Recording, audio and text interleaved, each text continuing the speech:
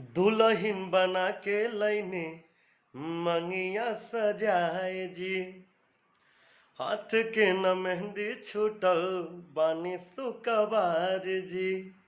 ए राजा जी दुल्हन बना के लैनी मंगिया सजाए जी। हाथ के न मेहंदी छूटल बानी सुकवार जी। हसुआ धराई अजानी चिंते से गलम हो चिंते से गलम। खेतवा में संगे न चलम हमसे कटनी न होई बलम। आय हाय खेतवा में संगे न चलम हमसे कटनी न होई बलम।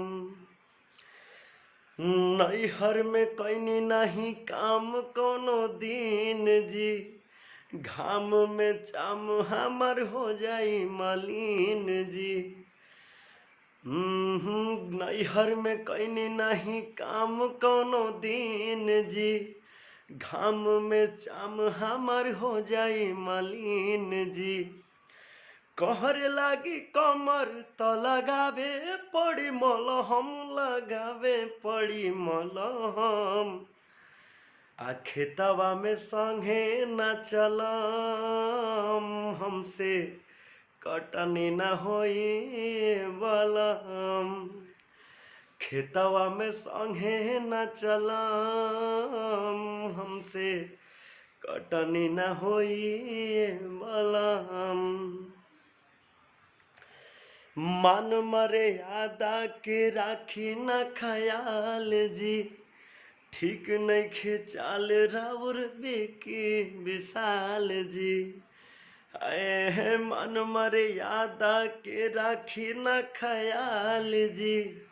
ठीक नइखे चाल राउर ब्रिजेश जी। छोड़ी पवन जवन लागल अलंग जवन लागल अलंग हो।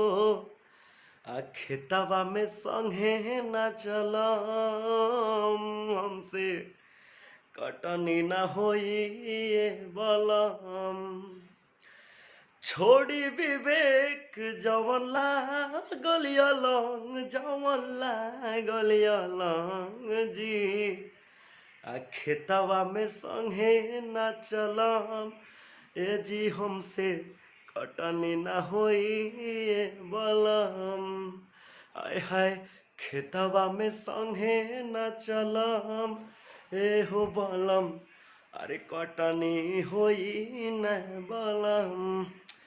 लास्ट में थोड़ा सा बनाए हैं, आपको अच्छा लगे ना अच्छा लगे वो बात की बात है, लेकिन मेरे चैनल को सब्सक्राइब करिए अगर अच्छा लगे तो, और मेरा कला अच्छा लगे तो, मेरी आवाज़ अच्छी लगे तो।